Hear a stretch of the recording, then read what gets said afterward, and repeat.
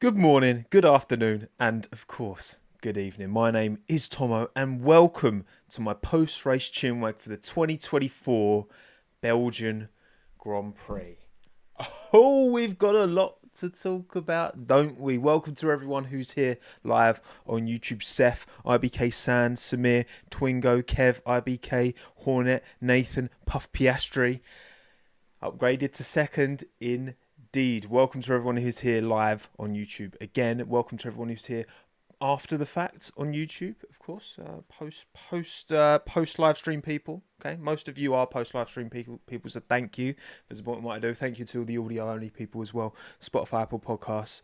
Give it some of them, right? Just for your lugs. Lovely jubbly. Let's crack on. We've got a lot to go over, so we're gonna go quick, even though this will probably still go over an hour. So live chat, please give me your race rating out of 10 for the 2024 Belgian Grand Prix. Now, I typically like to, obviously the race should carry the most weight, okay? We're kind of considering the whole weekend. It's very greasy up until Sunday, wasn't it? Very, a little bit of rain, and it was kind of calming down a bit. Then you get the support series kind of cleaning it up, and then it'd rain again.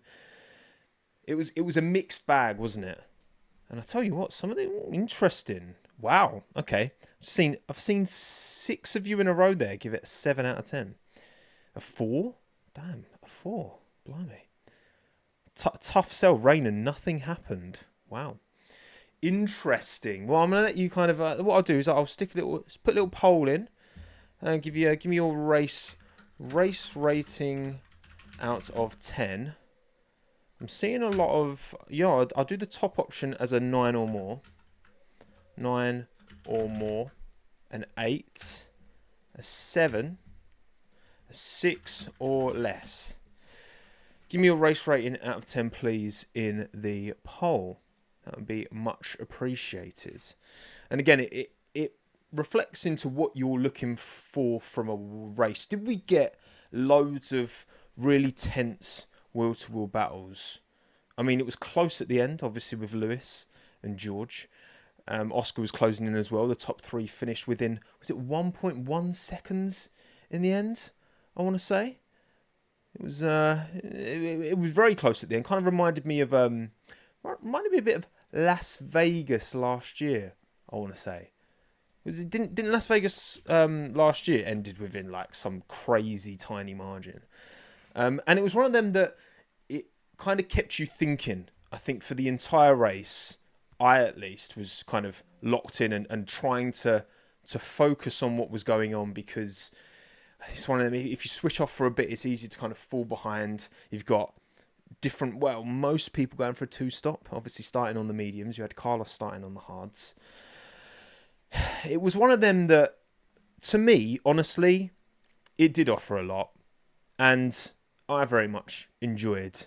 I was locked in the whole race. This wasn't one, there wasn't like a lull for me. And there wasn't necessarily the big highs that we get in some races with these crazy wheel-to-wheel battles. And to be honest, Spa doesn't really allow that, because there's only really one place to overtake at the end of the Kemmel Straight. It's very hard to get alongside and get that wheel-to-wheel scrapping at Spa in Formula 1 cars anyway. For me, it's an 8. For me, it's an 8 out of 10. I did seriously consider giving it a 9, because it was what didn't it have? And yes, perhaps it didn't quite have those intense wheel-to-wheel battles, but the field spread was so close, and there was big periods of this race where you're like, who could win it? It's about running in that clean air. Oscar Piastri said it himself, didn't he, on the radio? Clean air is king. I thought it was a really good race. I thought this was a really, really, really good race. Part of me is like, maybe I should have given it a 9 as well. But I mean, your votes, you've got what? 38% of you have gone for a 7, 30% an 8, 12% a 9 or more, and 19% of you have given it a 6 or less. That was a great race. I thought it was a great race. I really enjoyed it. I really enjoyed it. For what I look for from a race that offered a lot, not everything. Otherwise, it'd be a 10 out of 10. I think if Lewis and George got a little bit naughty with their scrap later on, that might have elevated it. There were a lot of cars kind of stuck in traffic. Dirty air meant that Lando wasn't able to make the progress that he would have wanted. Max was kind of caught behind Charles at the end. we didn't really see it on the TV feed when Max was like within a second of Charles for a long time at the end, but couldn't get the move done. And again, Lewis wasn't able to get enough of a cut back and get that traction. George's traction out of T1 was just crazy considering how long he was on those tyres for. But yeah, that was a great race. I ain't gonna hear otherwise. I thought that was a quality race. And you know what? Yeah, Han did get some good pizza yesterday that we reheated. And although Han, we didn't have the pizza till after the race, so you said you were going to do it during the race, but then you were like, "I'm not hungry." I'm like, eating pizza while watching F1 is like the best way of doing it, surely. But yeah, your race rating out of 10s, you're probably averaging out definitely below an 8, but like I would say, 7.2 or something. You're rating it at. I rated it an 8 out of 10. I very much enjoyed it.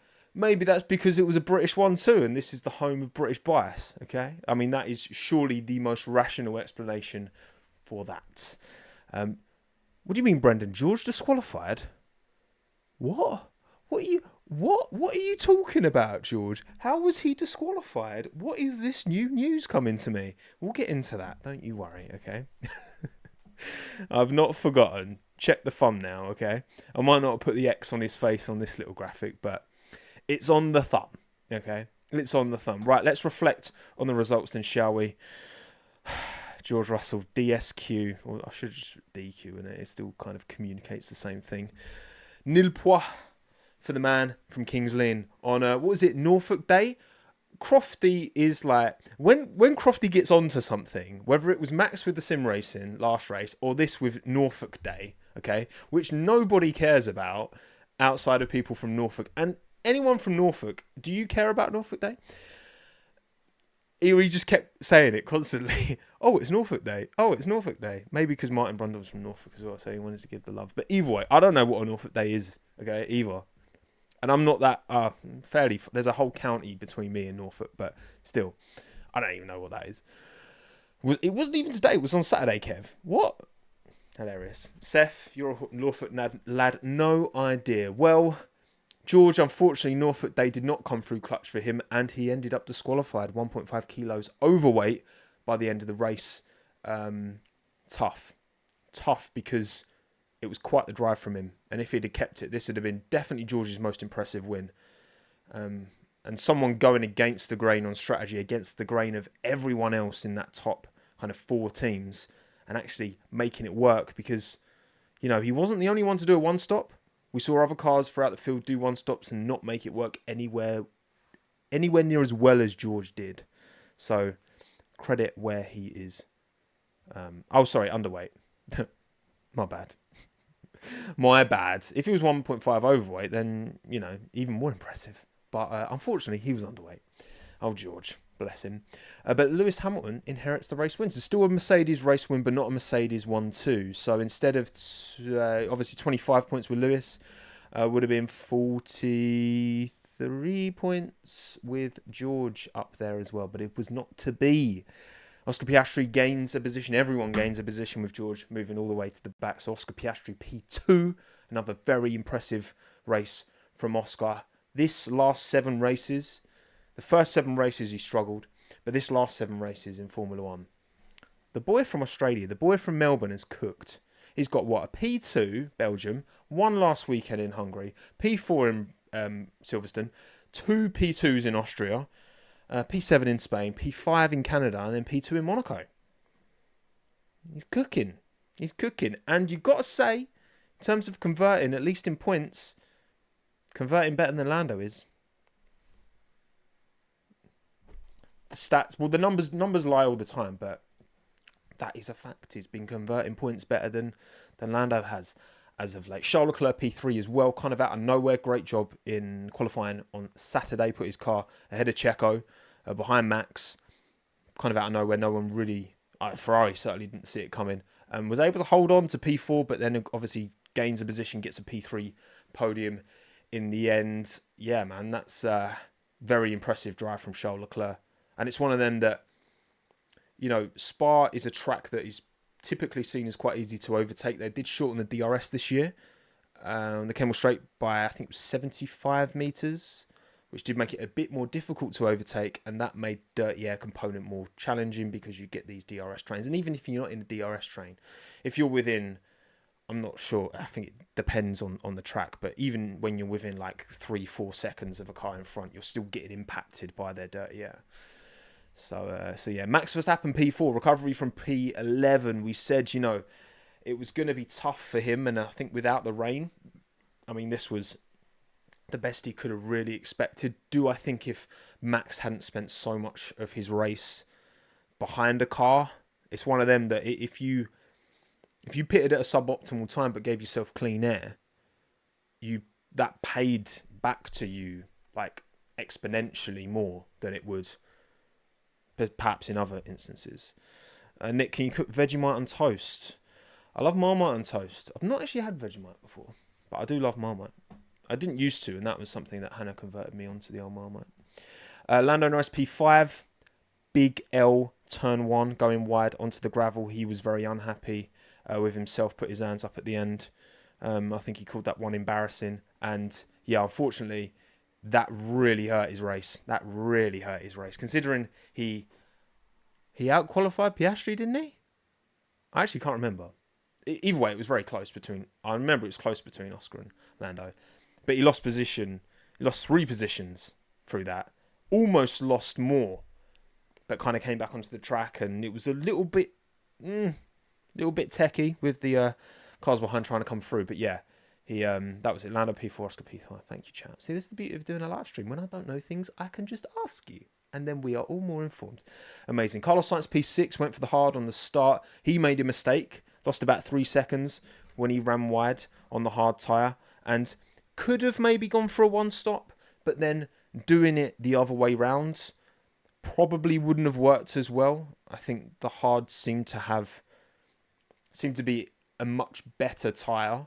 Not just slower because it's a hard tyre compared to a medium, but just a better tyre and worked with the car better. So perhaps doing a hard to medium wouldn't have worked out as well for Sainz as doing a medium to hard did for George. We will never know, but they didn't take that risk. And Carlos still finished ahead of Sergio Perez, P8 on track, but of course gets promoted to P7, stopped for fastest lap, was about 12 seconds, I believe, behind Max when he pitted for that soft tyre to get fastest lap. Is it the last time we see Sergio in F1? Could be. And unfortunately, this performance, and we'll get into that, we will dive into the details of Sergio. Don't worry, I brought water so we can stay hydrated. Make sure you're hydrated. It's very important. Not a good day for Checo. Again, this was a big opportunity because qualifying has often been the Achilles heel seemingly. And you're like, if he didn't qualify so bad, he'd probably be all right. Well, he qualified. He started second. And he fell down to 8th before George then got disqualified. So 8th, like, he was the worst of the top 4 teams. And it's not good enough. P8 Alonso, gains there. Well done, Fernando. Ocon P9, very good drive from Esteban. He, post-race, actually was quite disappointed. He thought there could have been more on the table, maybe even ahead of Checo. He seemed to think so. And Daniel Ricciardo is the beneficiary of George's disqualification. Moves up from P11 to P10. Lovely jubbly. And then Stroll 11, Albon 12, Gasly 13, Magnussen 14, Bottas 15, Tsunoda 16, Sargent 17, Hulkenberg 18. Not a good day for Nico at all. Zhou Guanyu broke down. Hydraulics issue pretty early on in the race. Classic Sauber L. And George Russell, of course, disqualified. Nil point. So, driver standings. After 14 races, into the summer break now, no F1 for like 3 weeks or a month or whatever it is. Max once again extends his lead in the championship because he finished ahead of Lando Norris. Now, 277 points to 199, a 78-point lead. Lando Norris, 22 points ahead of Charles Leclerc. Charles Leclerc, 10 points ahead of Oscar Piastri. That gap looks like that's closing as well between Oscar and his... Wait, what was it? Was it Charles adopted Oscar in Monaco? Or was it that they were brothers? Either way, them two, pretty close. Sainz, 5 points behind Piastri, 162. Hamilton 150, Perez 131, Russell 116. Of course, without the disqualification, Russell is cooking and is ahead of Checo. But Checo is P7, not P8, because of that disqualification. So it was adopted. There you go. That makes sense. Of course it makes sense, because Charles is like a whole... I'm going to... Tell me, chat. I think Charles is 4 years older than Oscar. That's my guess. I don't actually know how many years are between them, but I'm going to say 4. Someone let me know. In terms of change, otherwise, obviously Alonso got some points, Stroll got some points, Ricciardo got a point, but no change in position. Ocon got a point and moves ahead of Alex Albon. Obviously, I know because I have to change all these around manually, and unfortunately, I have to move my boy Alex down from P17 to P18. I'm hurt. Is it 4 to 5 years? Okay, close enough. But yeah, Drivers' Championship wise, I think, look, obviously after last week, a lot of talk, is Lando in the championship fight? And maybe, actually, you know what, the beauty of doing this live here on YouTube, make sure you like the stream and subscribe to the channel, of course, if you're not already. We can now ask this question: is Lando in a championship fight with Max? Because, again, after last race, you think 7 points on the table, Lando not taking that win ahead of Oscar.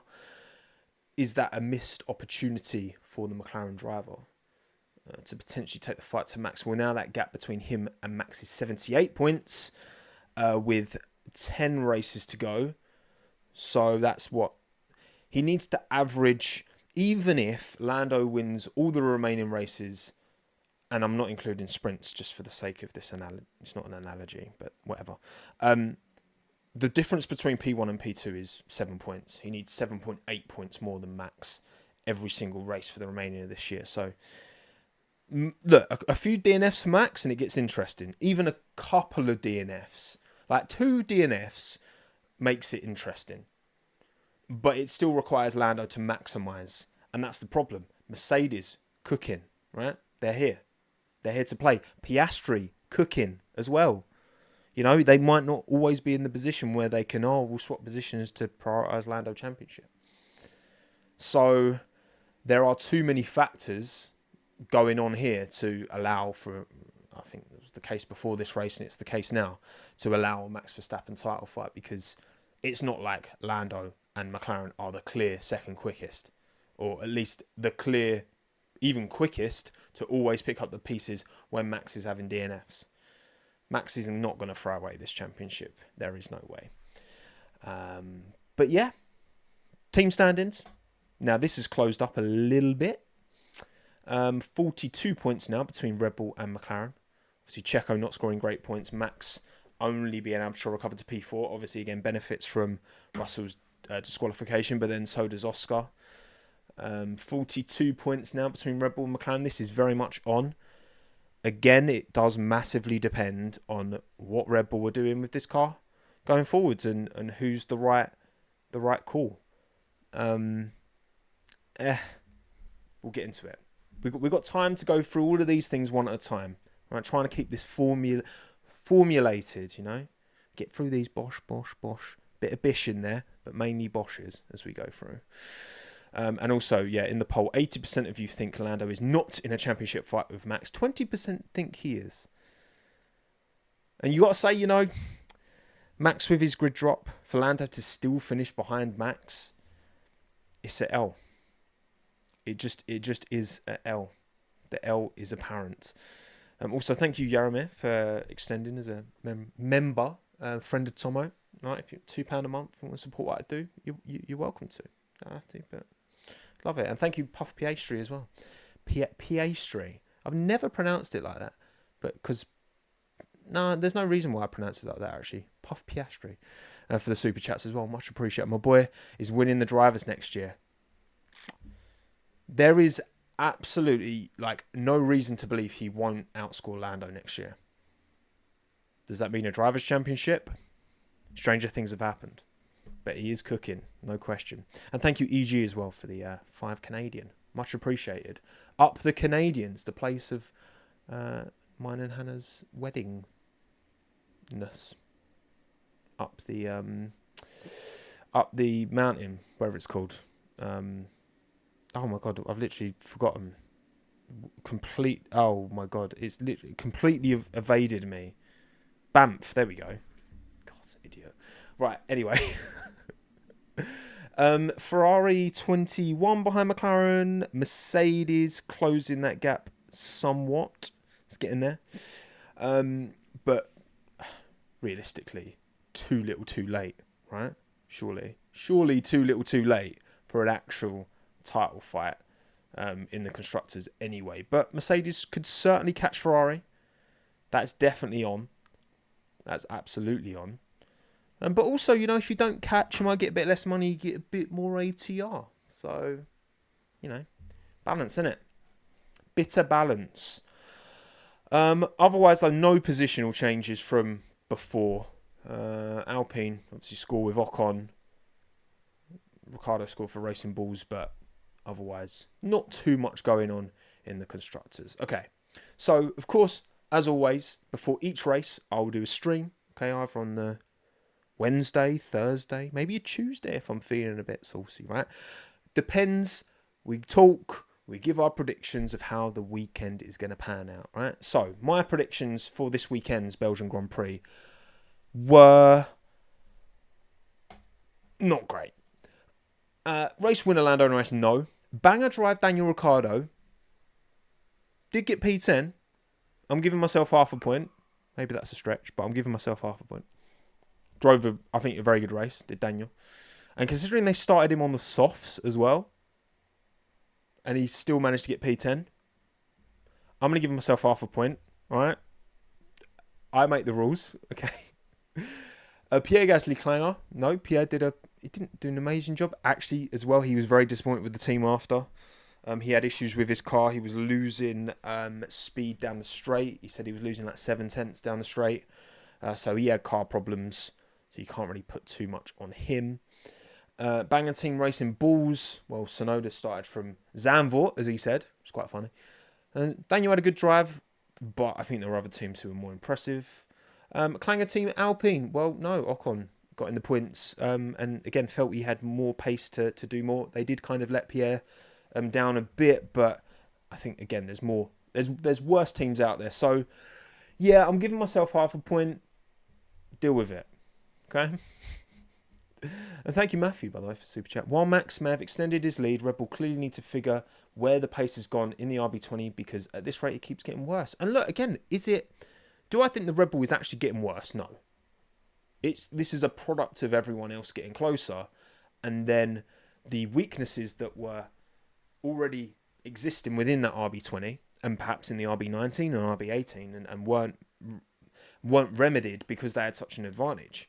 Those weaknesses become a lot more clear and obvious now because everyone else is caught up. And, McLaren still have their weaknesses and Mercedes have their weaknesses and Ferrari have their weaknesses, but so do Red Bull.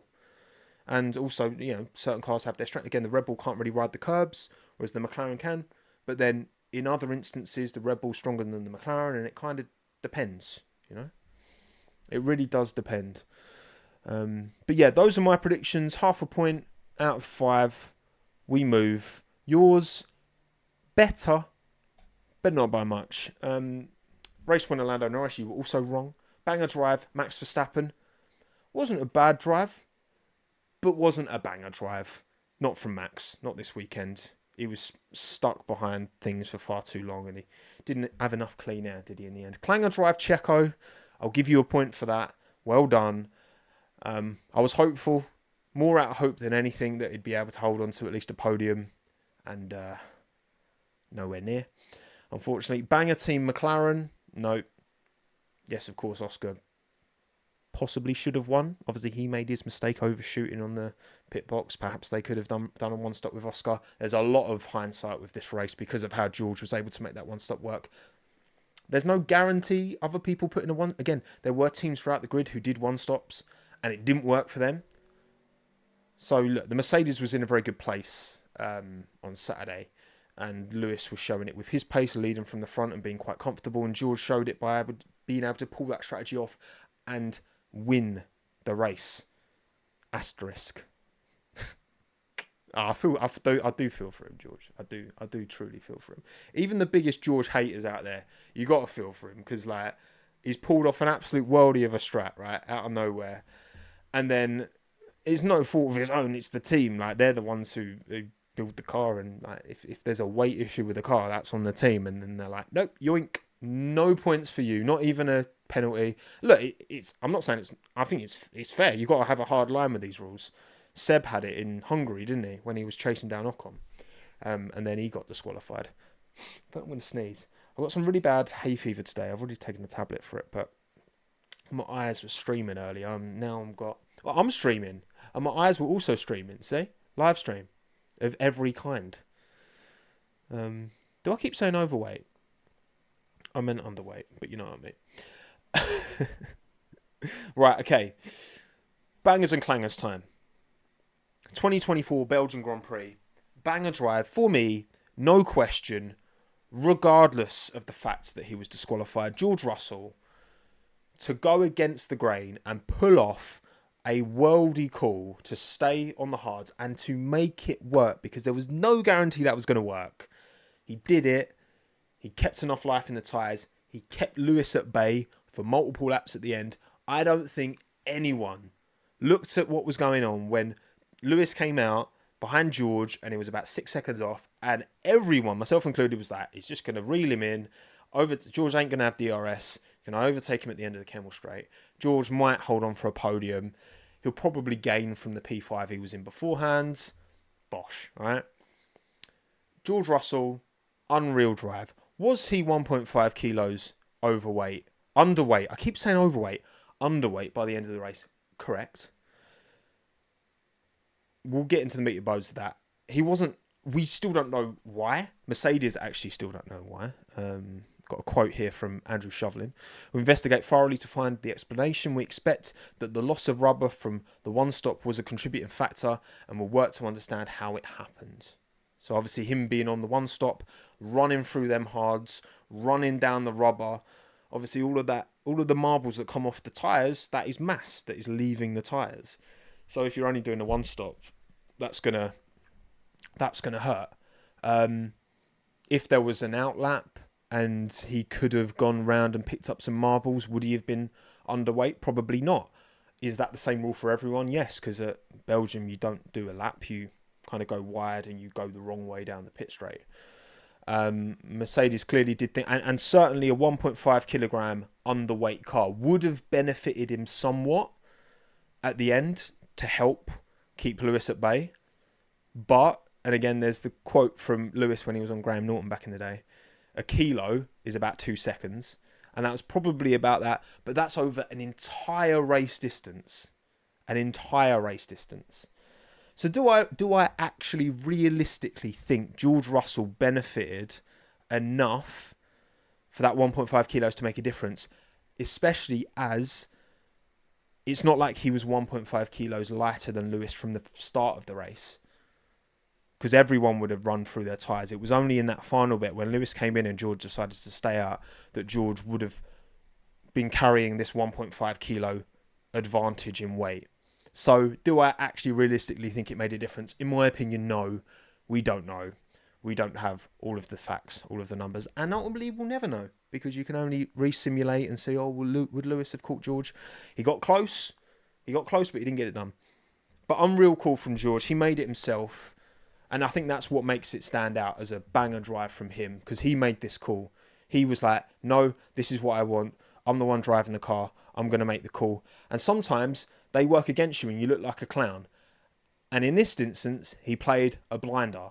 And it works perfectly. And he won the race before then being disqualified, which is tough. But there you go. I'm giving it George. He's my banger drive. Clanger drive. 2 names for me came up. I'm not going to give it to Lando, but I was tempted, very tempted. Another missed opportunity. Perhaps it is feeding into this kind of. It does seem to be not able, like especially lap ones as well. It wasn't particularly bad off the start for him, but he goes wide. He admits to that mistake, and that hurts his race so much going wide there. The positions he lost. This is a race where clean air was king, and he messed up, and that massively affected his race. But it wasn't as bad as Checo's race. It wasn't. And it's tough. Started P2, great opportunity. Got another quote from Helmut Marko, reflecting on Sergio Perez's race. That's not what we expected from him. He completely collapsed, especially in the last stint.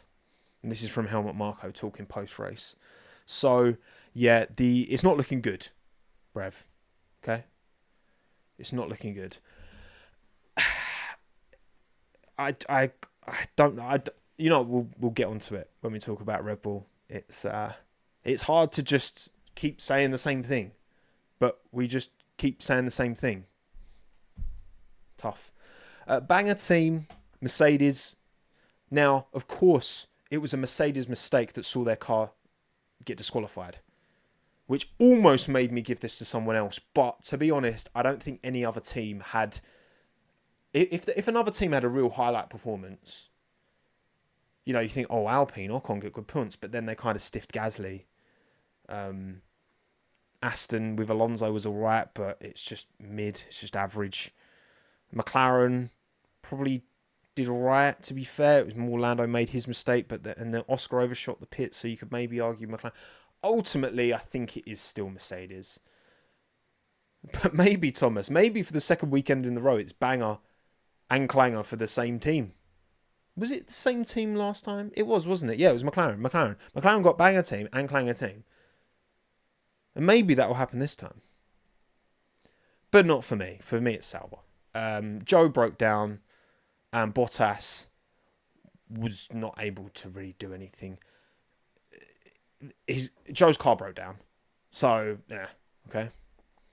Also, and maybe this is clutching at straws, but maybe this somewhat explains the deficit that Joe Guanyu's had to Valtteri Bottas. I was listening to Ted's notebook after the race, and he did say apparently in quite uncertain terms that Joe's car is quite significantly less upgraded than Valtteri's. I don't personally think that actually accounts for the whole deficit. I think Bottas has taken a clear step forward just in terms of confidence, but it can't help Joe's cause, and his car's broke down again. How many times has Joe DNF'd this year? I feel like it's quite a lot. Oh, it's only, to be fair, it's only twice.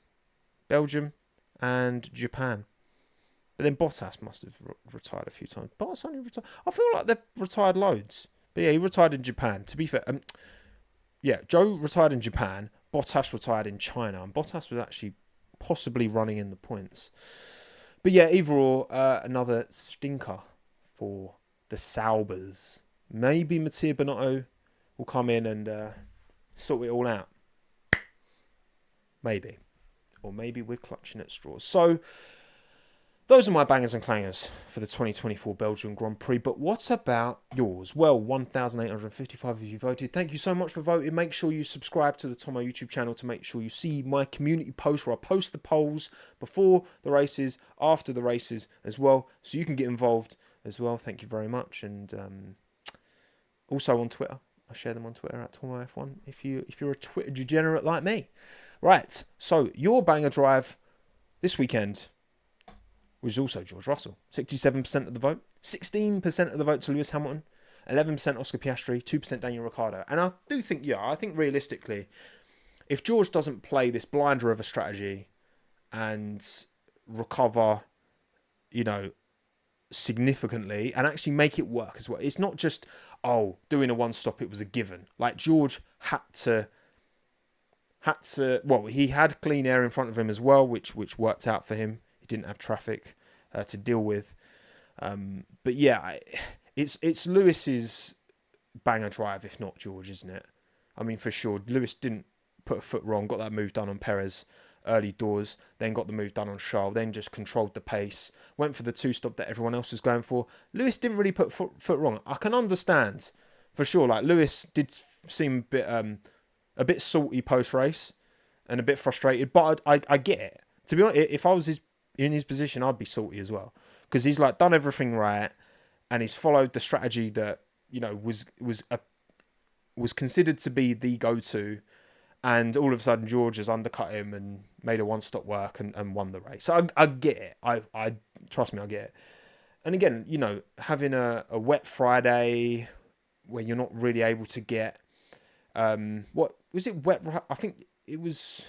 It's more the temperature, wasn't it? It was quite warm today. But you've obviously got, you got rain throughout the weekend interfering with the practice sessions and the data that you're able to get. And I think that really did ultimately play out this weekend, for sure. So that definitely had a big impact on who chose what. Because again, the one stop didn't work for everyone. George made it work. But Lewis drove fantastically. You can't really take it. I mean, he outqualified George as well. He didn't really do anything wrong.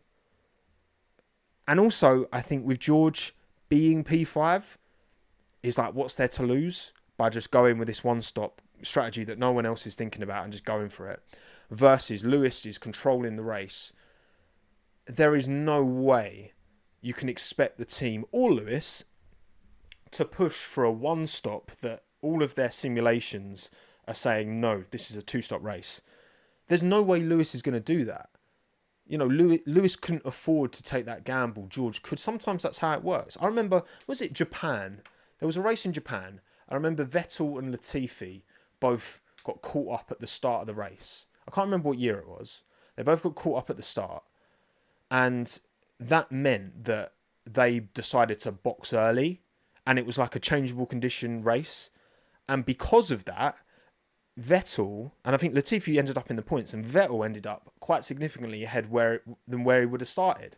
And probably if he hadn't have got caught up at the start, he would have been higher up and therefore less likely to take the gamble that ended up paying off. You know what I mean? Was it 22? There you go, 2022.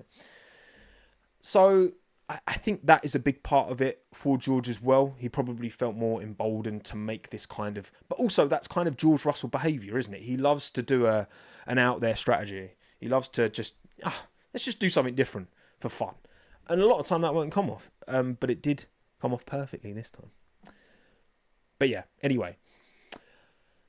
Clanger Drive. Oh, sorry. And the other bangers were Oscar Piastri, P11. He didn't do too much wrong. Again, overshot the pits, cost him a bit of time, almost took out his jack man on the front.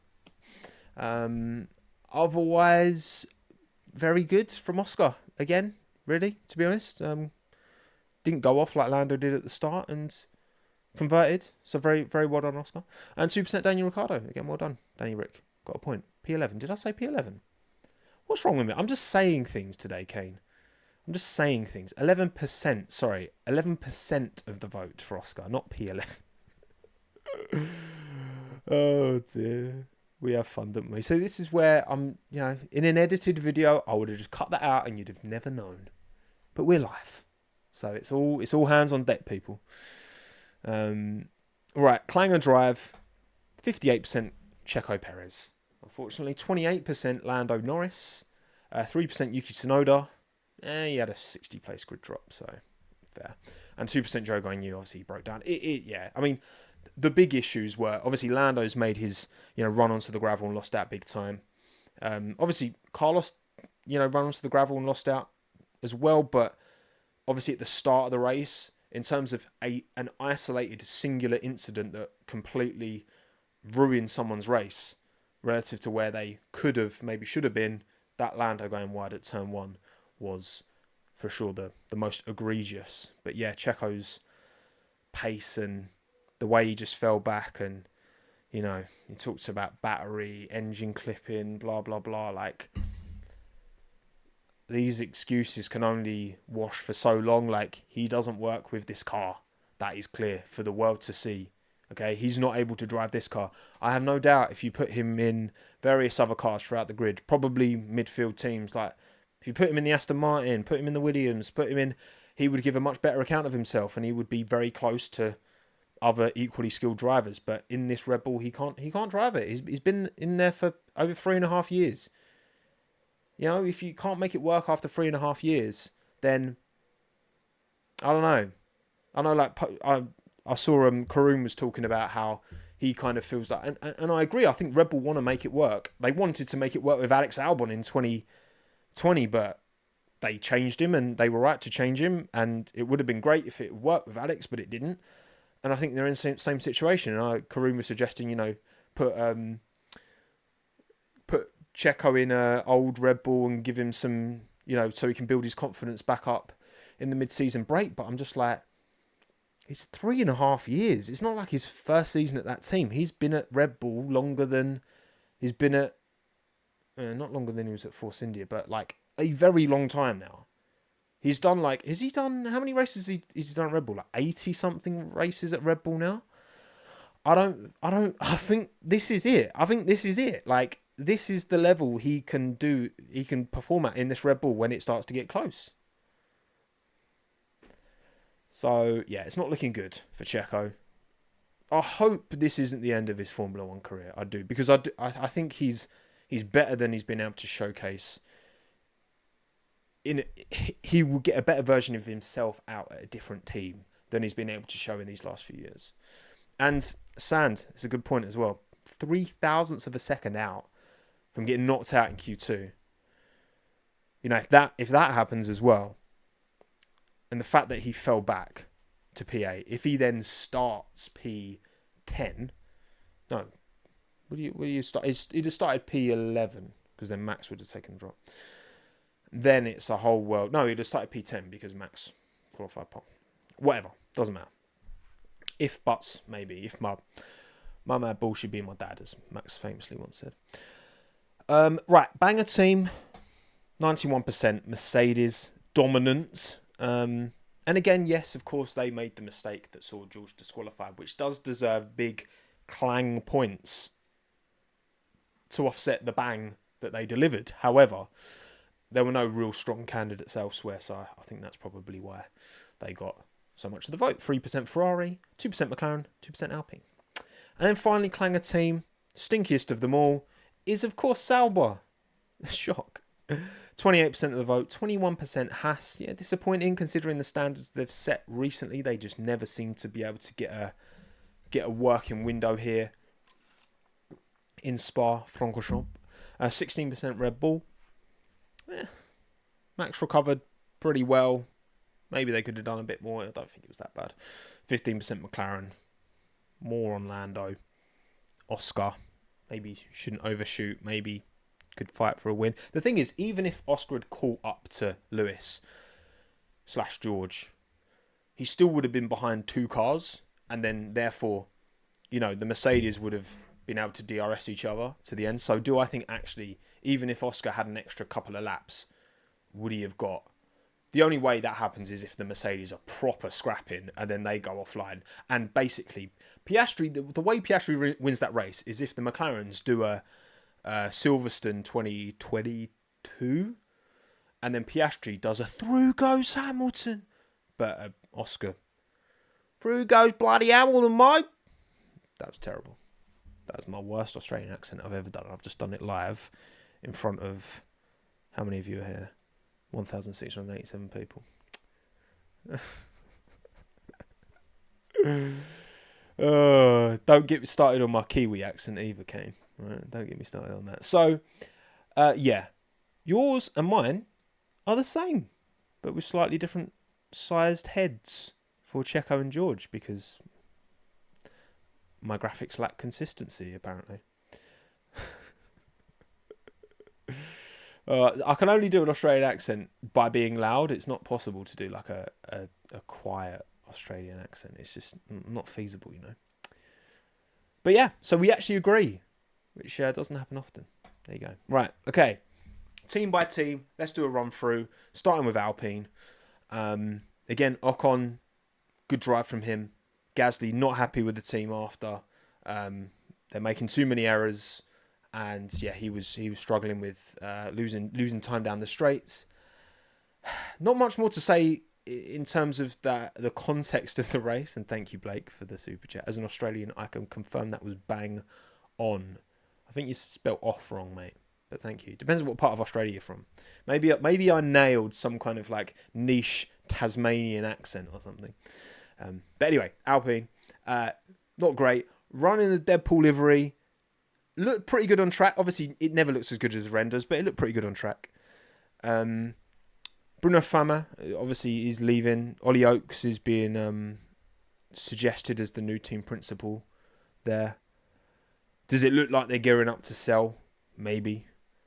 Ollie Oaks is part of High Tech, who did want to get into F1. Is this perhaps part of and they were alluding to that on the Sky feed. Maybe this is part of a High Tech takeover of Alpine. I doubt that. I don't see it.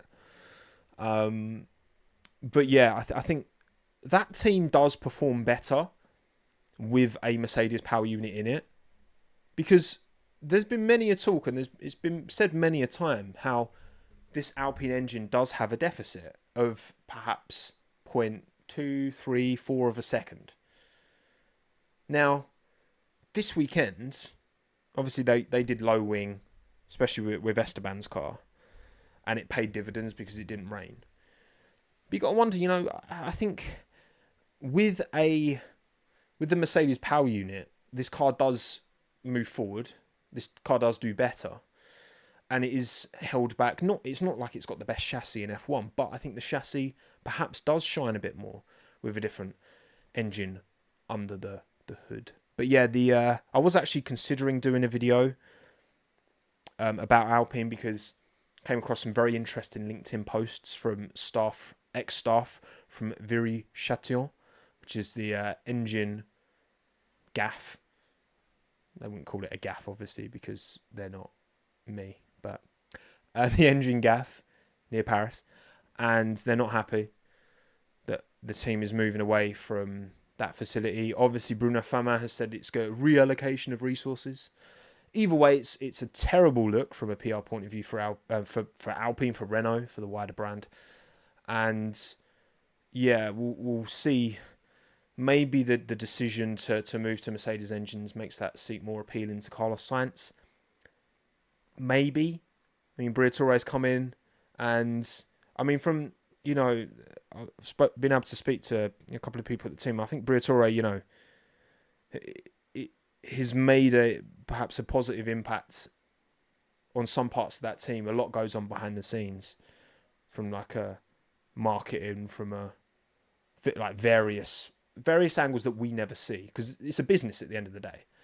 And we're just seeing the output of all this work that goes on behind the scenes. But yeah, tough time for Alpine. Not for the first time. Probably not for the last either. Maybe they're gearing up for a sale. We will see. Thank you, Sai, for the super chat as well. Leclerc and Alonso robbed of potential banger drive shouts, to be honest. To be fair, Leclerc's definitely hard to rate Alonso's race, because Aston are just really mudded and nowhere. But I think Leclerc actually would have been up there. I'm surprised. I think Leclerc deserved a shout in Bang and Drive ahead of Ricciardo. Hamilton and Schumacher, 6 Spa wins each. Clanger team would be Haas, in my opinion. Yeah, again, they didn't deliver on recent performance, did Haas. But yeah, I think Alpine, with the potential of that facility, it's got a way to go. But yeah, Viry seems like it's going to move towards other.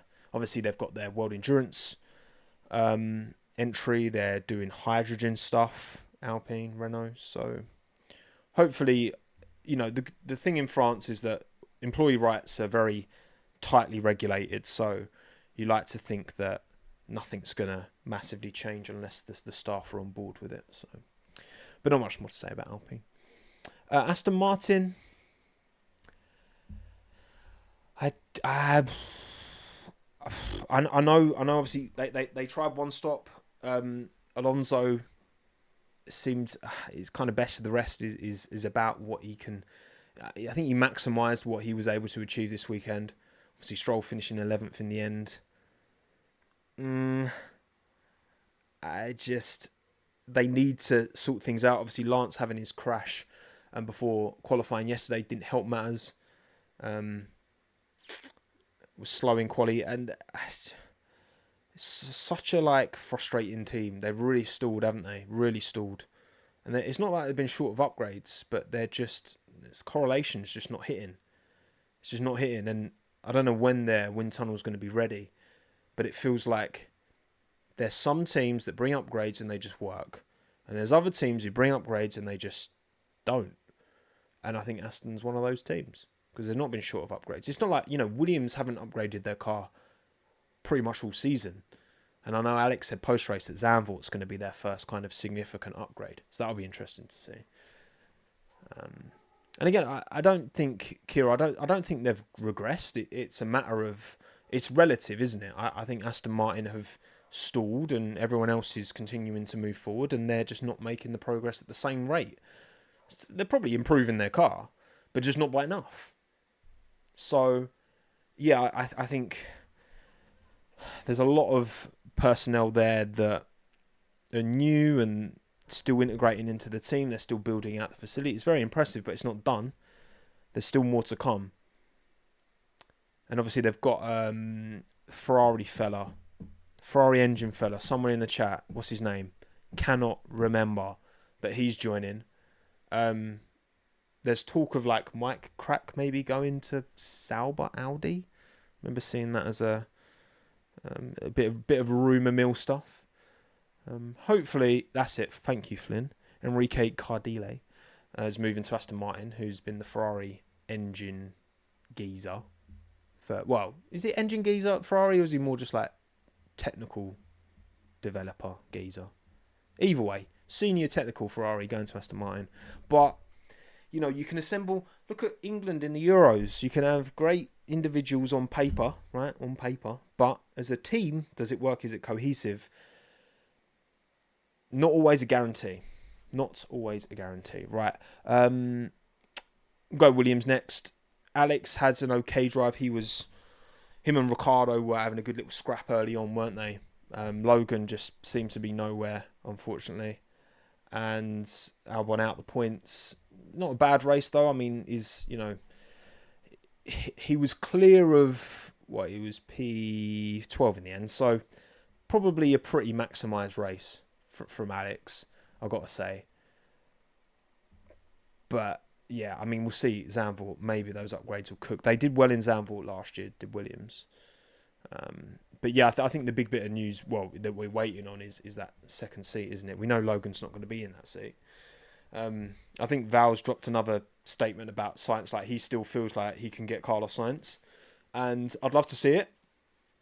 Partly as well, I'd love to see Alex get challenged by a known entity like Carlos Sainz and actually see how Alex stacks up. Because he has only had Sargent and Latifi as teammates since his time at Williams. And he's done well at Williams, but like having a known entity like Sainz come in, I think Alex will hold his own. But I don't know. And I'd love to know. I'd love to see it. I think that'd be really cool. I think he'd do great. Yeah, I agree, but I don't know. Maybe he wouldn't. Maybe he'd do better than we think. That would be very interesting. But yeah, I feel like... I think Bottas is a really good fit. I do think Bottas is a really good fit for that team.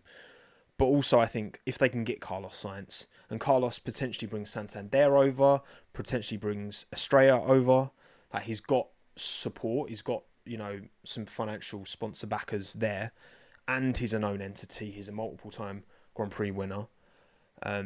So is Valtteri, but I think Sainz is that much younger. I think he's a better driver than Valtteri, certainly right now. He ticks more boxes. He'll command a bigger wage, but I think if Williams want to move forward, and I think the experience of Sainz, especially going into the 26 regulations as well, Albon and Sainz, I think that'd be a quality little lineup. Estrella is better in McLaren. True. Yeah, I think so. Is it Sainz kind of brought them into Ferrari, but then they were like, bye, we're off. Time will tell. What if Daniel goes there? That'd be cool. It really does. Like I've seen a few reports. We'll get onto the Red Bull thing, but it's like with the seeming pressure from the Red Bull board to bring Lawson in, someone's got to go, and it's probably either Ricciardo or Perez. So either Perez stays in the seat and Ricciardo goes, and then Liam takes Ricciardo's seat, or Ricciardo gets Perez's seat and then Perez goes. And to be fair, if it's believed that that the shareholders, stakeholders, whatever, they want that team to be treated like a junior team, then perhaps that does happen. Because I mean, Checo and Daniel are two of the most commercially valuable drivers on the entire grid, but they've also got Liam Lawson and Yuki Tsunoda. So yeah, time will tell. But yeah, Williams. Again, they're not having those peaks, are they? It's kind of like What would you rather do? You know, would you rather consistently finish like 13th, or most of the time finish like 17th, but occasionally finish like 8th? And in this point scoring system, the latter is the better way of doing it, and that's kind of what they were like last year.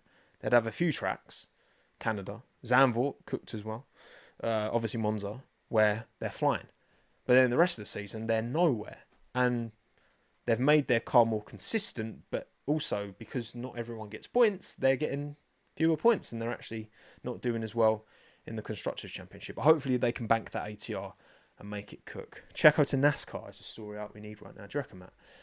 Checo in NASCAR. I mean, he'll definitely, like, the thing is, Checo's got so much backing, he will have a successful career outside of F1. And I'd love to see him I'd like to see him go Indy, just because I've seen how well, you know, Marcus Ericsson's been able to do over there. There's just, like, seeing him up against the, like, you know, Scotty Dixon and Will Power and McLaughlin and Newgarden, like, seeing Checo amongst those lot, I'd love that. That would be so cool. And it'd bring a lot of eyeballs to IndyCar, of course, as well. But yeah, why not do a Kimi Räikkönen one-off in a NASCAR? Do it. Beautiful. Right, Sauber. Do we have to talk about Sauber? Broke down. Bottas was nowhere. Moving on. I've got nothing to say. No. To be fair, what there is to say about Sauber is, of course, Mattia Binotto coming in. Did my little video talking about it with old Cameron. Again, I echo what I said there. I hope that he will be left in a kind of CTO, COO role to manage the technical development and perhaps the operational side of the team, and then have another name come in. I suggested Sebastian Vettel.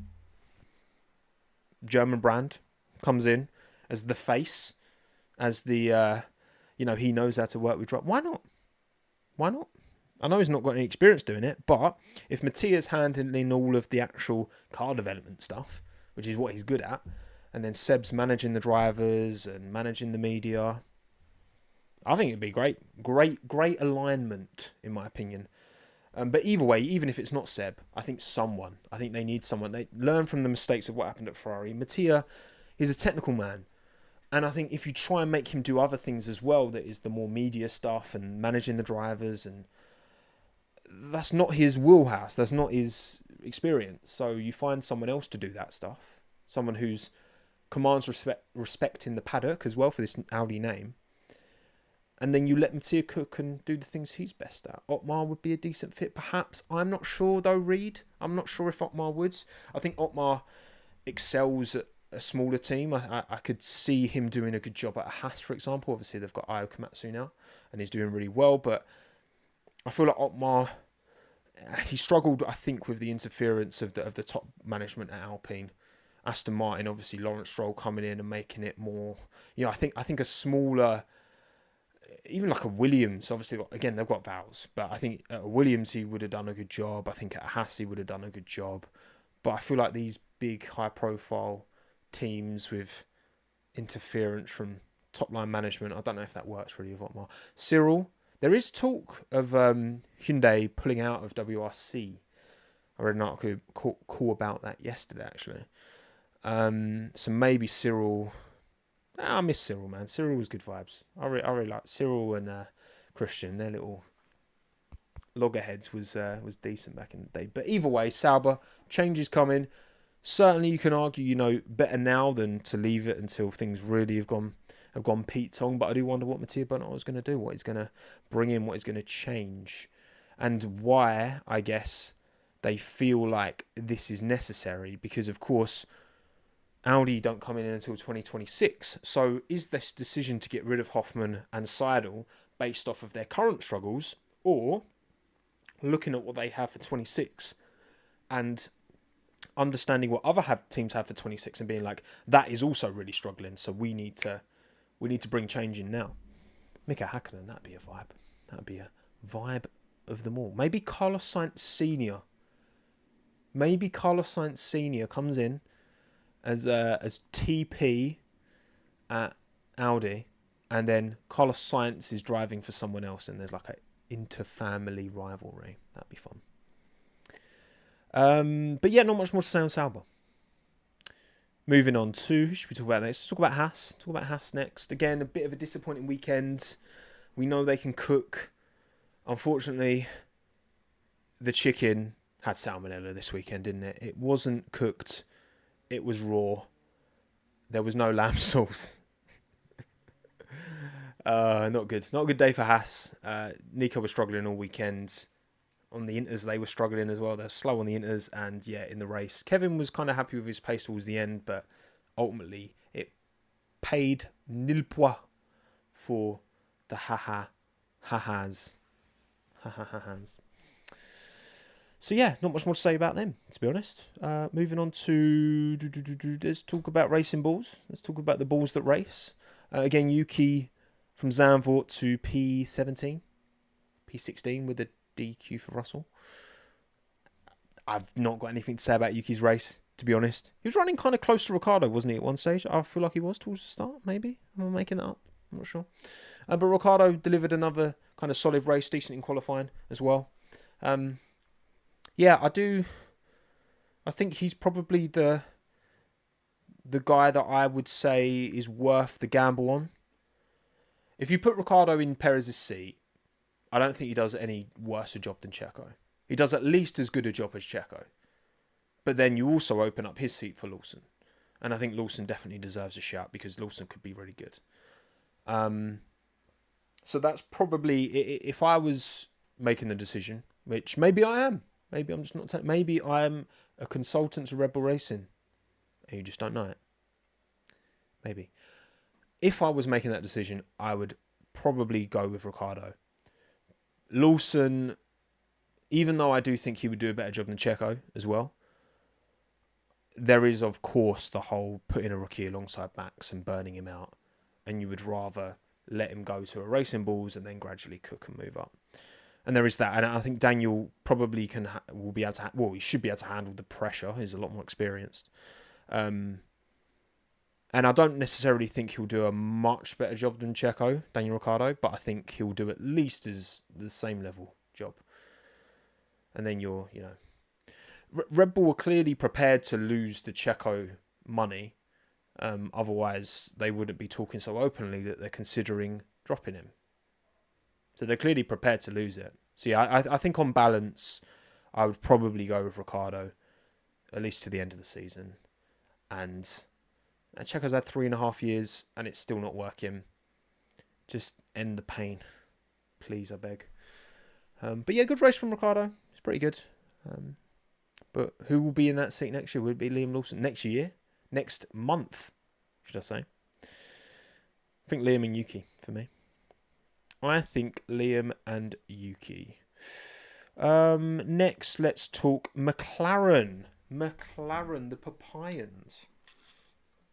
So, again, bad start from Lando. Kind of his race unravelled from there. He also, he was trying to make the move on Max into the other straight that's coming up to the final chicane. I don't do corner names. I couldn't just they never stick in my head. And he locked up, didn't he? Yeah, and he kind of had to cut over the final chicane. Messy race from Lando. One of them that qualifying was actually a much bigger deal than I think any of us thought it was going to be. So, disappointing. He's picked up a distinct lack of points in this second half of the season when he's often had the quickest package and has been the quickest driver. But has not been able to bank them. And I think this is another opportunity missed. And, he said in my video, are McLaren ready for a title fight? No. They're still not. And I think Lando's got things to work on. So has Oscar, of course. But the Drivers' Championship was always a stretch.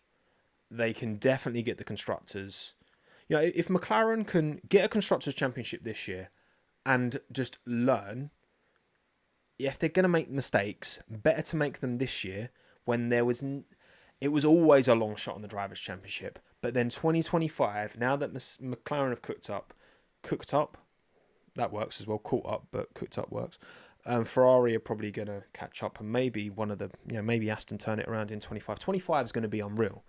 25 is going to be hyper competitive, And McLaren need to iron out these creases. And if it takes them making a few mistakes now, it's still not a good look. And they should still be criticised for it. But at least there is the potential that they can have these problems now. You learn most in life from your mistakes, right? You make these mistakes now, learn from them, come back and cook in 25 rather than, making them mistakes then. Because then you're losing out a lot more. Oscar overtaking the race. Yes, Oscar pulled a blinder, didn't he? When it was at the end of the Kemmel Straight on... Who was that on? I actually can't remember who he overtook. Was it Charles? I can't actually remember.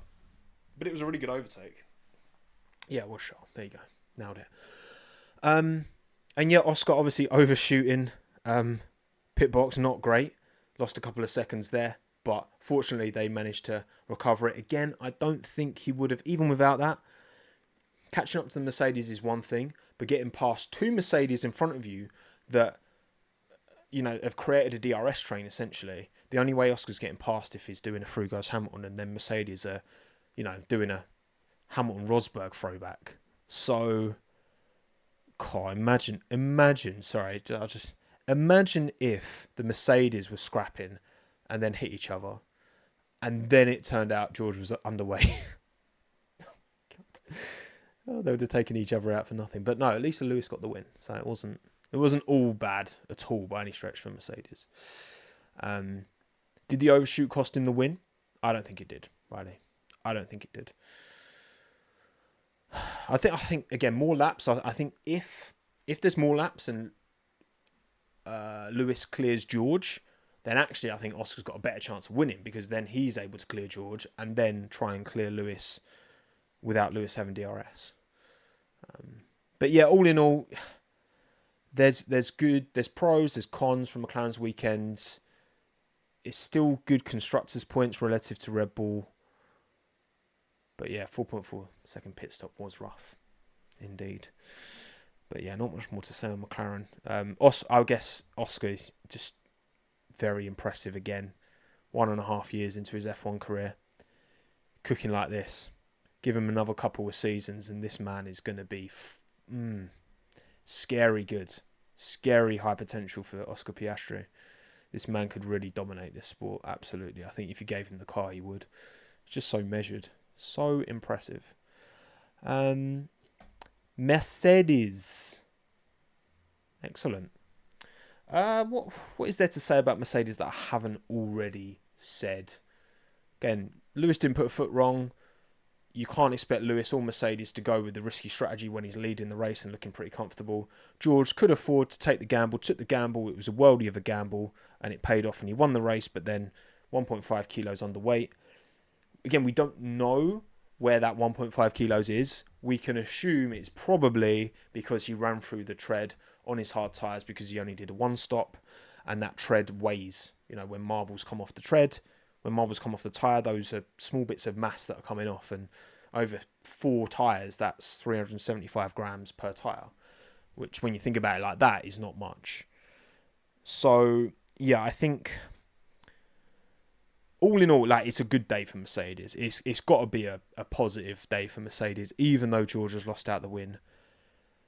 I mean, constructors, you got to think from a constructor's point of view, sure, this has hurt their ability to catch Ferrari. But even then, it's more the individual loss out for George is going to hurt him. But in hindsight, at least they had the pace. At least they had the pace with Lewis. And I think if George had qualified as well as Lewis and got into Lewis's position, I think George would have done, I think he would have done as good a job. I think both Mercedes had pace. I think it was harder for George to show because of how much traffic he was caught up in. And Lewis had a lot of clean air at the start when he got past Charles Leclerc early on. But yeah, all in all, it's got to be a positive considering how things have turned around. And maybe it's just a coincidence that James Allison is back and now they're cooking. But my goodness, since he returned, since they got him off those boats and got him back into the F1 cars, Mercedes uptick, very impressive. Which, I wasn't going into this year. I wasn't convinced at all because they've had 2 seasons of, sticking with a foul concept. And finally, they've turned it around. Imagine if they'd have dropped the zero pod like after the first year of it, and straight away, and not been fooled by Brazil. And if they'd, I mean, look again, if buts and maybes, right? But the way they've been able to turn it around has been very impressive, for sure. For sure. Without the 10 place penalty, Max walks this race all day long. You know what, guys? I think there's a lot of drivers this weekend that if they'd have started at the front and had that clean air, they would have won the race. I think both Mercedes, I think both McLaren, I think Max Verstappen, and I think, hard to say with Carlos, probably Charles Leclerc as well. I think all of them, if they have clear air and they're starting at the front, then they win. I mean, I guess saying Charles Leclerc, he did have that, but then it got overtaken by Lewis, so maybe that's not correct with Charles. But I think definitely both Mercedes and both McLarens. And Max Verstappen. Yeah. I corrected myself before you corrected me, chat, alright? Okay. But yeah, Charles was still very impressive, but yeah, not enough to win, even though he started on pole. And actually stay as well. That's the thing as well. Charles didn't just start on pole, but he actually held it for a few laps, but he still wasn't able to hold up Lewis. So, but yeah, I think both McLarens, both Mercedes would have done a winning job from the front and Max. But yeah, otherwise, not much to say on Mercedes that I haven't said already. So have a bit of time off. Well done, Lewis. Got his 105th win. Is that 105th win? And to be fair, like, yes, of course, his teammate won and got disqualified, but you can't say Lewis didn't earn that win, you know? George was fortunate to have that strategy work out. He took the punt, but it was a punt, and it was a punt that he only made because he was running fifth. So he wouldn't have felt... If George had been running third or second, I don't think he would have felt the confidence. Maybe he would have, because George Russell he's probably the one driver I would maybe see. Like, maybe he would still go for the chaotic, risky strategy, but I don't necessarily think he would have. Yeah, and obviously slapped George in quali as well. So regret going to Ferrari. I've seen a few people say that. Does he regret going? These things, peaks and troughs though, doesn't it? You know, we go back a couple of months and everyone's like, oh my God, it was such a good decision to go to Ferrari because Mercedes are washed and Ferrari are winning at Monaco. But these things change quickly. So I don't think he has any regrets about leaving and going for Ferrari, man. Come on. Ferrari have got time to turn this around and make 25 an incredible season. And you know what? Lewis Hamilton, he's had three very good races back-to-back now. And an all-firing Lewis Hamilton. Because I do think for the start of this year particularly, Lewis wasn't at his best. But I think maybe it's the confidence from Silverstone. Maybe that's kind of freeing to get that win after so long. Yeah, I feel like he just seems in a better place now. And yeah, when he's in a good place, his driving certainly reflects that. So well done, Lewis. And then finally, Red Bull. I think that's the one team we haven't talked about, right? Red Bull. Again, Max, unreal in qualifying. I think if it had rained, if there'd have been water in the air, then I think Max wins this race from P11. In the dry, it was always going to be tricky.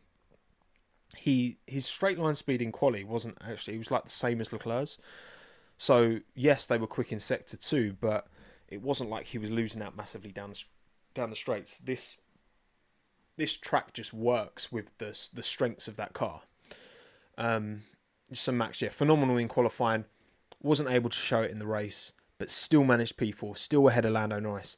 And that's what, if you want to win a Drivers' Championship, that's what you got to do. Even on your not so good days, your not so dominant days, you're still ahead of your nearest competitor.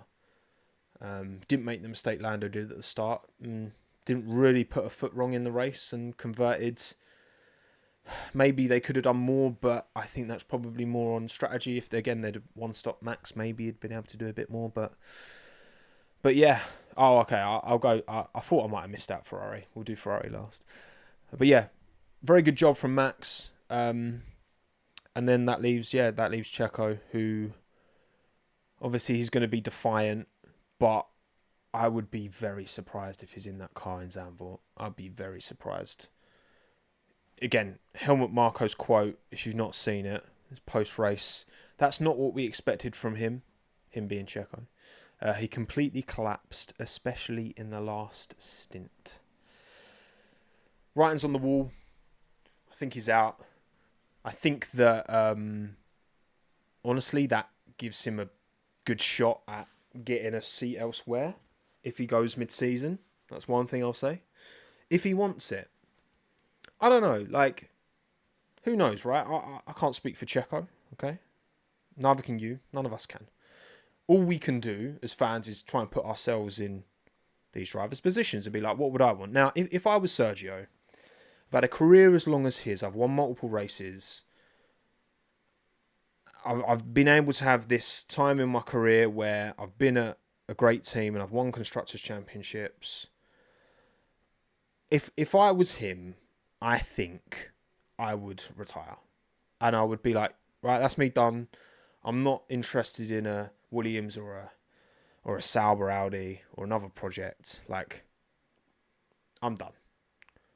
That's how I would, because I don't see an upside of going elsewhere. He said so many times he wants to finish his career at Red Bull. I think if I was Checo, I would hang up my gloves, take the rest of the year off, and then maybe try and do some Indy next year.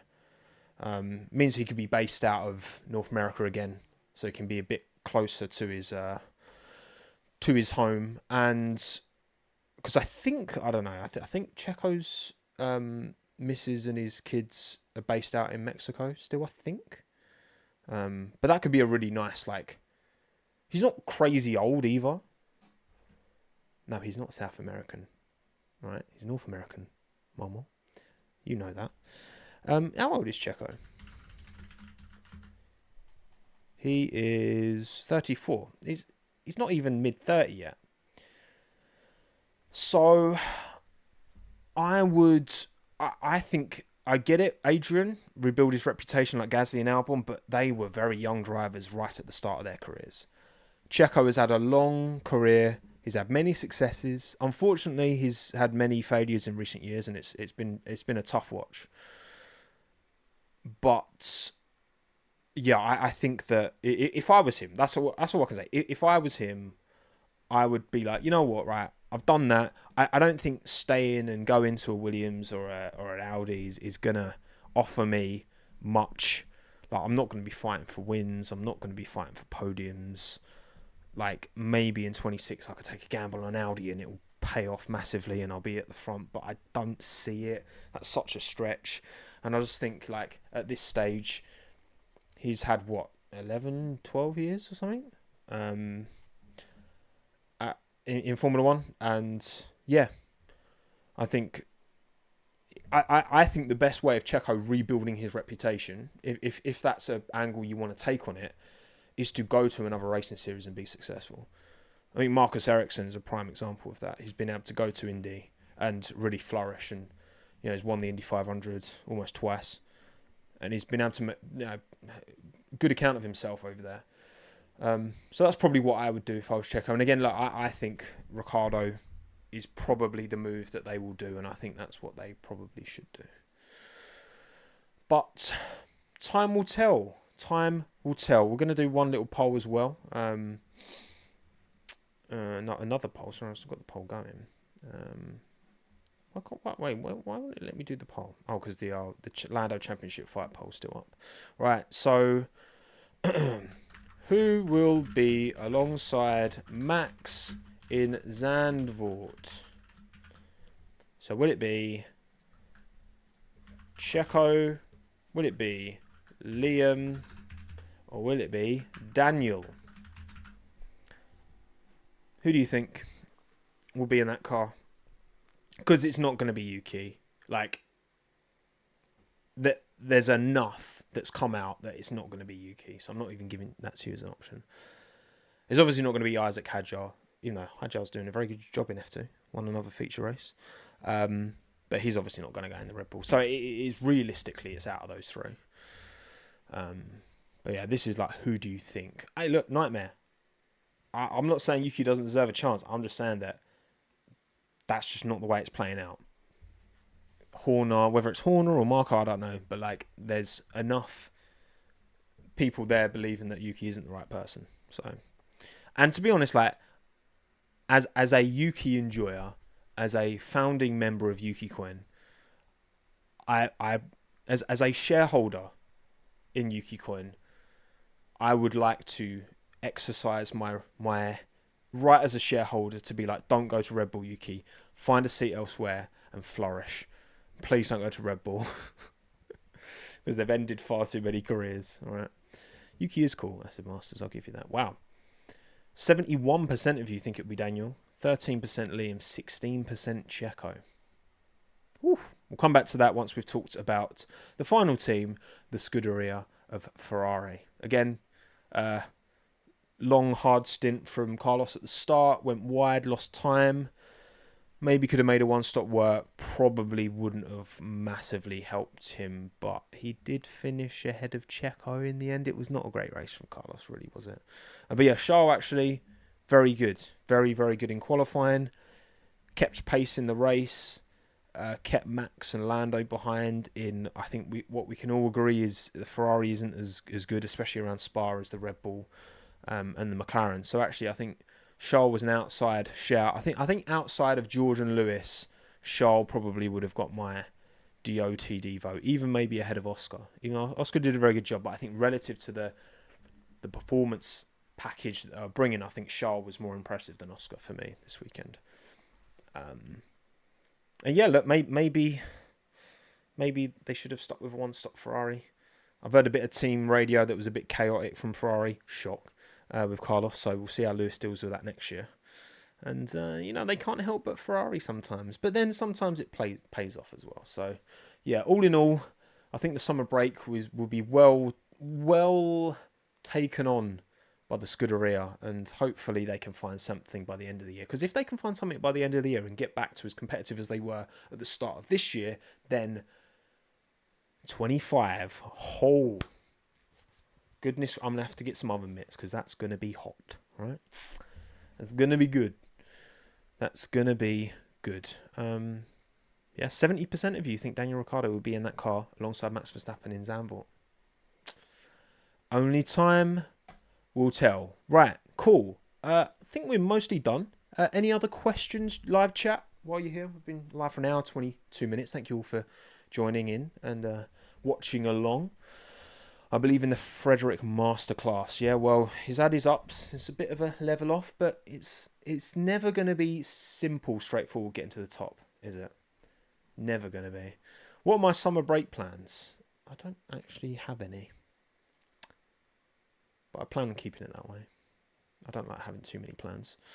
I'm gonna still keep up like one video a week. There's a few topics. So there's a good video I'm gonna try and get out Tuesday. That I think is quite an interesting one. There's a few kind of evergreen topics that I maybe want to try and cover in the mid-season break. Ones that aren't tied to this season, and like just kind of video essay more style videos. That's what I'm thinking, but we'll see. Science should go Merc. Yeah, will we hear about Science Williams? I mean, obviously Mercedes is a much more appealing prospect now, given their recent uptick in form. So I'm sure Carlos will be pushing for that. I'm sure it's the Mercedes opportunity, realistically, that is the one that is keeping Sainz from already having made a decision. I think if he doesn't go for Mercedes, / if Mercedes opt for Antonelli, then it's Williams, isn't it?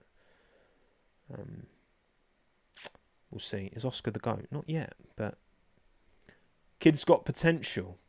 Kid has got potential. Kimi Antonelli, yeah, Kimi's doing all right. You know, he had that great drive. Well, he did well in the sprint, I want to say, because the sprint got postponed, didn't it? And then the main race got red flagged early. It was a bit chaotic in F2 this weekend. Or did I get that in the wrong order? Either way. I guess for Williams, maybe it's a matter of, they're going to want to lock him down for a long time. Sainz will probably, from Williams, want like a 1+1. I imagine that's the deal that he would be looking for and what benefits him most. But yeah, I think they're in a good place with Alex, but I definitely think they could do with a driver like Sainz, not only to take that team forward, but really give a known entity measurement versus Alex, Because maybe Alex won't actually do that well against Science. Maybe he'll do very well against Science. We don't know. I believe in Alex. I think he will, but we don't know. But yeah, F2 feature was good. Yeah, I think Gabriel Bortoletto is very good. I've got to say, he's the driver to me this season who's really... And again, he's F3 champion from last year. He's now second in F2. He could go winning F3 to winning F2. He could. He's not that far off Hadjar. Paul Aaron's obviously very good as well. He's... the high tech's in a very good place. I mean, they're getting results out of Cordeal, which is impressive. Aaron's car broke down. The mecha chroming once again. It's kind of it's kind of unacceptable. I think in a junior series to have so many technical issues with your power unit. You would think that they develop a power unit that they can run well within a tolerance that they're not blowing up as often as they do. We've had Hadjar breakdown. We've now had Aaron breakdown. Multiple drivers over the course of the year, but especially when it's people fighting for a championship, like these are kids' careers that are in your hands, and when you get an engines going pop for no reason, it's tough to accept. Yeah, Aaron's a rookie. He was part of the Mercedes program last year. Funny, I did a tweet. Was it after he won? No, after he put it on pole, Paul Aaron. I did a tweet being like, "Oh, Mercedes dropped Paul Aaron at the end of last year from their academy. What a clanger!" And then just loads of people like, what are you talking about? They've got Antonelli, blah, blah, blah. I'm like, hang on. Like, Paul Aaron can still, if he does well, and like, even if Antonelli gets the seat alongside Lewis, Paul Aaron still has value as a entity to have on your books. Like, he could still be your test driver. He can be a reserve. He can go and do other like, he still has value. And Mercedes letting him go is objectively a clanger because he's clearly a fantastic driver. But, I mean, maybe it's just the high tech. Maybe it's just a car merchant. What do I know? But yeah, I think we're done. Thank you all for joining wherever you are in the world. Don't forget again to like if you're on YouTube. Comment as well. Comments much appreciated on these. I'll do my best to get back to as many of the top comments as I can. If you're audio only as well, 5 stars, Apple Podcasts, Spotify, all the good stuff. And yeah, video coming on Tuesday. That's the plan. Definitely coming on Tuesday actually, because I'm gonna work on it a bit tonight. And as always, it's been a pleasure. Thank you, Lowell, for the late super chat as well. Max said post race, looking at the championship, it was a positive day. He clearly thinks he's in a championship fight with Lando. He said that before the race, Lowell. And I think this is one less race for Lando to catch up, should I say. And also Max has been able to eke out that gap. It was like Lando needed to average like 6.9 points more than Max for the rest of the season before this race. And now it's like 7.8 points more than Max. So that makes a difference. Right. Ciao adios, everyone. Arrivederci. Farewell. So long. Avida saying goodbye.